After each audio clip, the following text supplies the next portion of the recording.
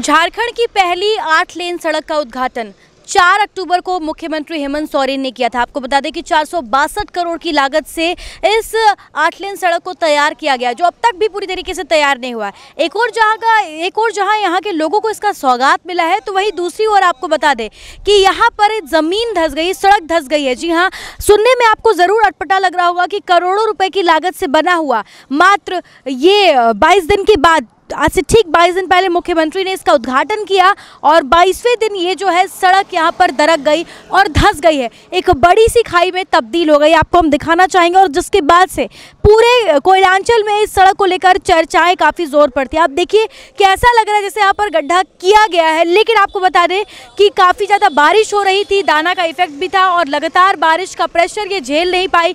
नीचे जो है वो अचानक से प्रेशर बढ़ने लगा और जिसके बाद जो है अचानक से एक ज़ोरदार आवाज़ के साथ ये सड़क अंदर धंस गई। आपको हम बता दें कि अगर इस दौरान कोई गाड़ी यहां से आना जाना कर रही होती तो किसी बड़े हादसे से इनकार नहीं किया जा सकता था। और अब लोगों के मन में एक डर की स्थिति उत्पन्न हो गई है कि जिस प्रकार से ये सड़क आज यहां दरकी है, अगर इस यही प्रकार जो कहीं और होने लगे तो लोग इस हादसे का शिकार हो सकते हैं। लगातार जो बारिश हुई जिसका दाना का इफेक्ट देखने को मिला है यहाँ पर। आइए हम यहाँ जो आम पब्लिक है उनसे बातचीत करते हैं, जानते हैं लोगों के अंदर काफ़ी ज़्यादा आक्रोश यहाँ पर हमें देखने को मिल रहा है फिलहाल। हाँ, बताया जाए भैया कि ये जो गड्ढा हुआ है कब थे आप लोग और किस प्रकार ये हादसा हुआ? कल साढ़े 3 बजे का लमसम था। एकाएक जब पानी का प्रेशर आया तो पूरा रोड एकदम 1 फीट ऊंचा उठ गया था। सब गाड़ी वाला आया तो एकाएक डर के गिया रुक। खैर करके उस समय कोई बड़ा चक्का 4 चक्का वाला आया नहीं, सब रुक के तो फिर पूरा पानी प्रेशर मारने लगा। पानी प्रेशर से उसका घर में पूरा 2-2 फीट पानी भर गया था। उसका तो पानी करीबन 1 घंटा तक चला। 4 बजे के लमसम हुआ, बंद हुआ तो एकाएक नीचे 10 फीट खाई बन गया। और खाई बन गया तो फिर सबको फ़ोन किया गया। तो फिर शाम में आके दोनों तरफ मिट्टी का बैरियर दे दिया और उसी समय बैरियर दिया तो अंधेरा हो गया। उधर से एगो स्कूटी वाली आ रही थी, उसको दिखाई नहीं पड़ा, एकाएक अंधेरा था, जाके मिट्टी में ढुका दिया, गिर गया। उसका हाथ पैर में भी चोट लगा, अभी असरफी में भर्ती है। चोट नहीं लगा, टूट गया। तो कहीं ना कहीं साफ तौर पर प्रशासन की लापरवाही आप मान रहे हैं? हाँ, पुलिस आया खाली देख दाख के चल गया, रोडो वाला आया देख दाख के चल गया। उसके बाद जब दुर्घटना हुआ उसके बाद पूरा एकदम बैरियर उरियर लगा दिया, फीता उता बांध दिया कि इधर से कोई नहीं जाएगा। और फिर रात में गड्ढे था, उसके बाद जो एक्सीडेंट हुआ ना उसका बाद फ़ोन किया, थाना वाला धमकाया, तब जाके 2 हाईवा से मिट्टी डाल के बराबर किया। यानी कि एक बार गलती होने के बावजूद भी कहीं ना कहीं वापस भी इस पर कोई एक्शन नहीं लिया गया और दोबारा हाँ, अगर तो एक्सीडेंट नहीं। हाँ, लेकिन गड्ढा होने के चलते उसके बाद जब एक्सीडेंट हुआ उसके बाद गड्ढा को भरा गया। आप लोग यहाँ कहाँ रहते हैं? हम लोग यहीं धारजोरी का रोडे पास रहते हैं। तो जैसे लोग ये कह रहे हैं कि यहाँ पर कोई कट नहीं होने से भी काफी कट नहीं होना, अभी कोई घर से सब पैदल निकल रहा, कट नहीं उतना दूर शक्ति चौक 4 किलोमीटर और फिर इधर विनोद बिहारी चौक 5-6 किलोमीटर कौन जाएगा गाड़ी घुमाने के लिए? सब पैदल से आना जाना कर रहा। और सर्फिक कैंसर हॉस्पिटल भी बंद हो गया, घूमेगा कहाँ से?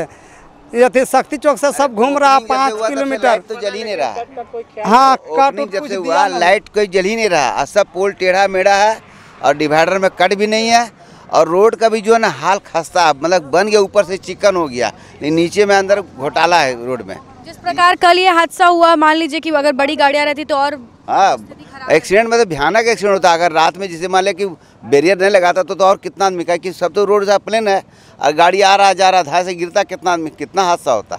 मतलब कि प्रशासनिक भी लापरवाही है, बहुत ध्यान नहीं देना है और क्या, कोई ध्यान नहीं देता। क्या मांग है आप लोगों की? क्योंकि देखिए एक तो ये सड़क है आम पब्लिक के लिए, साथ ही साथ जो लोग यहाँ पर रह रहे हैं उनको भी क्या परेशानी हो रही है, उनकी क्या मांग? परेशानी है कि जगह जगह पर जो जेब्रा जो क्रॉस होता है, जेब्रा क्रॉस देना चाहिए, जहाँ कर दें जेब्रा क्रॉस देना चाहिए।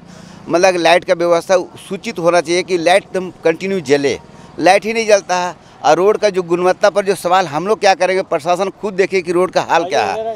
रोड में मिट्टी दे करके ऊपर से प्लेन किया हुआ है, पाइप अगर मान नीचे है तो पाइप का ज्वाइंटिंग सही नहीं है, कहीं चेम्बर नहीं बना हुआ है और चेम्बर बना ही नहीं, खाली ऊपर से चिकन कर दिया, उद्घाटन भी हो गया।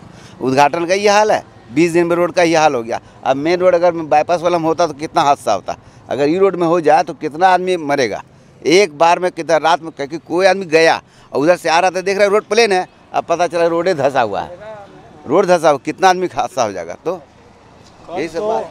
जिस तरह का 3 बजे आवाज़ हुआ, वो आवाज़ में तो हम लोग हाय हो गया, जो का हो गया भाई, कि यहाँ ये हो गया का, समझ ली इसराइल वाला बम यहीं चल गया का।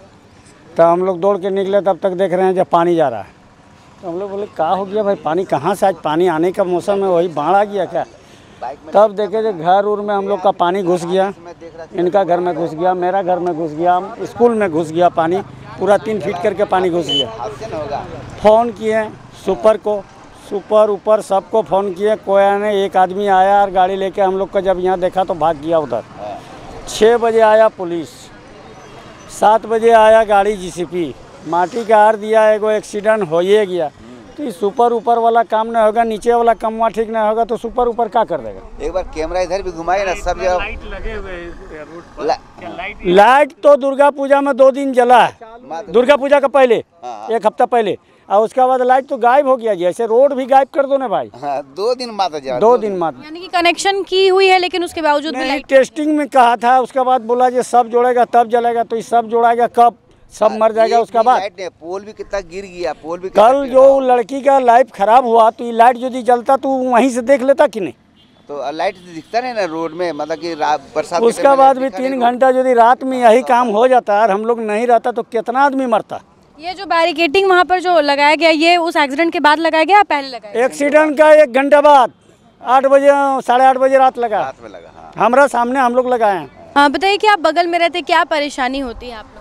मेरे घर थोड़े दूर इधर ही है अब, बट ये है कि डिवाइडर तो चारों तरफ लेन चेंज कर नहीं सकते, अब हमारा सारा काम आना जाना इसी से है। चलिए बाइक तो बीच बीच में छोटे रास्ते से हम पार कर सकते हैं, बट कार भी है, उसके लिए हमें सीधे शक्ति चौक जाना पड़ेगा। अगर हमें यहाँ भूली भी जाना हो तो घुमाने के लिए शक्ति चौक से घूम के हम वापस आएंगे। उसके बाद इसके वजह से आने जाने की जो भी व्हीकल या फिर जो भी वाहन है, आने जाने की बहुत ज़्यादा परेशानी हो रही है। ये जब से कल से टूटा है तब से बहुत लोगों को परेशानी हो रही है, क्योंकि लेन चेंज करने के लिए बहुत दूर जाना पड़ता है, तो यही परेशानी हो रही है हमें। बिल्कुल, लगातार ये भी बात कई बार सामने भी उठे थे कि डिवाइडर नहीं, कटिंग नहीं होने की वजह से लोगों को काफ़ी दूर ट्रैवल करना पड़ता है, और यही वजह है कि लोग रॉन्ग साइड में भी गाड़ियाँ काफ़ी ज़्यादा चलाते हैं, जो कि हादसे का शिकार होते हैं। तो साफ तौर पर सुना हमने यहाँ स्थानीय लोगों से बातचीत की, और इन लोगों के अंदर काफ़ी ज़्यादा आक्रोश देखने को मिला। सबसे पहला सवाल जो यहाँ पर सामने आ रहा है वो ये है कि अगर 400 करोड़ की लागत से ये रोड तैयार किया गया है, तो आज इसकी ये स्थिति कौन है, क्यों हुई है, आखिर इसके पीछे जिम्मेवार कौन है।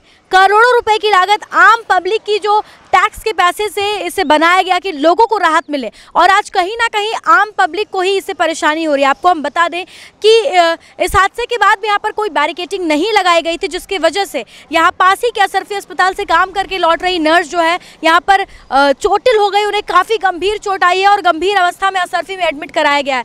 बाद में हो हल्ला के बाद यहाँ पर ये जो है बैरिकेडिंग की गई, मिट्टी के जो टीले बनाए गए हैं, नो एंट्री का बोर्ड लगाया गया, क्योंकि आम पब्लिक यहाँ पर हल्ला करने लगी थी। इसके अलावा आपको हम बता दें कि जितनी स्ट्रीट लाइट यहाँ पर लगी हुई है, हमने कई बार इसके पहले भी अपने चैनल के माध्यम से लोगों को दिखाया कि 8 लेन सड़क की सौगात तो मिल गई है, लेकिन इसमें स्ट्रीट लाइट केवल एक मॉडल के नाम पर ही रह गई है, क्योंकि इसमें कभी लाइट नहीं आती है।